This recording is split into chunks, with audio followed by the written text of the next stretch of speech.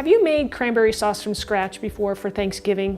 Well, that's what I'm going to do today. In case you haven't, this is a super easy recipe, and once you try it, you will never probably open another can of cranberry sauce again, because this is just so superior in terms of flavor and even nutrition. You wouldn't even want to read the ingredients on this. It's just like not very good. And I'm also going to be using erythritol as my sweetener, as it doesn't tend to raise blood sugar levels. So this is very easy to do. You're going to love it.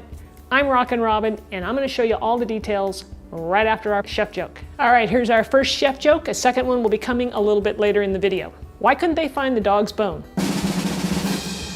Cranberried it. So here's our ingredients. I have some fresh cranberries, frozen blueberries, some vanilla extract. Here's some cinnamon. We're going to use the zest and the juice from one orange. Here's our erythritol. This is the powdered version. And we'll need a cup of water. Now with the erythritol, I wanted to mention there are two different types. I have a raw cane sugar type here that's more granulated, and that can work.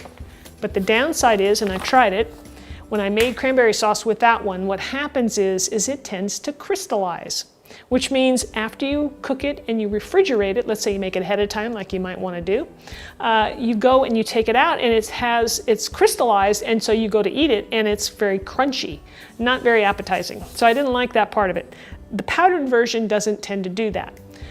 The workaround is, if you happen to have just this kind and you want to use it, you can, but the workaround is when you take it out and you want to, serve it, you're going to have to heat it up again, and that will make the crystals go away, right? So then you could just heat it up and then let it cool a little bit and be more like room temperature when you serve it, which is absolutely fine, no problem with that. So we'll start off by pouring our cranberries into a colander, get them all in there, and just kind of looking through them, picking out any bad ones that just don't look too good.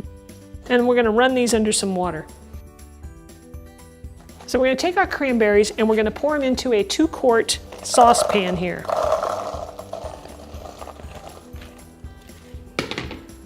To that, I'm going to add the water. And then I'm adding the erythritol, and I'm using the powdered version.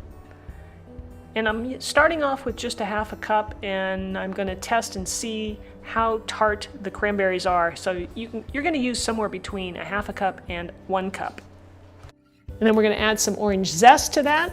And I'll do the zesting first because it's just much easier when you have a nice full orange and you're zesting. And then we'll take the juice from that and I'm going to add it to the cranberry sauce. Then we'll add some cinnamon to that, and then we'll cook it on the stove for about 10 minutes. You'll notice that the cranberries will actually pop. Be careful, don't wear anything white because you might get a splatter. But just, stand back a little bit, be aware that they will pop and you don't want to get burnt. So once this comes to a boil and the sugar has dissolved, I'd go ahead and do a taste test and see if you need to add more. I had to add another half a cup.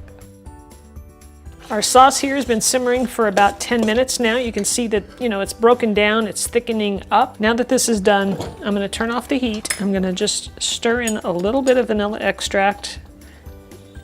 That will highlight some of the flavor. Stir that in. Now I'm going to add the blueberries. And since this is hot, they're not exactly hard, frozen anymore, just because they've been sitting out. And you can cook this a little bit. I just don't want the blueberries to disappear entirely, that's all, and turn into, get real mushy.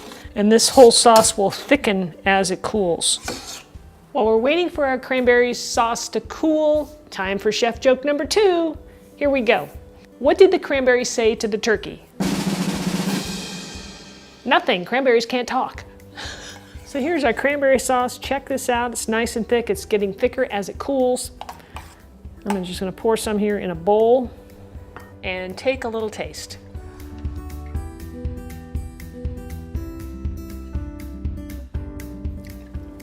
Just the right combination of tartness to sweetness. You get the hint of the blueberries. The blueberries are half as many as the cranberries, so you just get a hint of that flavor. A touch of cinnamon, the orange with the zest. Delicious, absolutely delicious, and really good when it's warm. If you're looking for more recipes to cook for Thanksgiving, I've got one for you. You gotta try, it's delicious. Click right over there. That's the link to my roasted green bean recipe. Delicious, guys, you're gonna love it.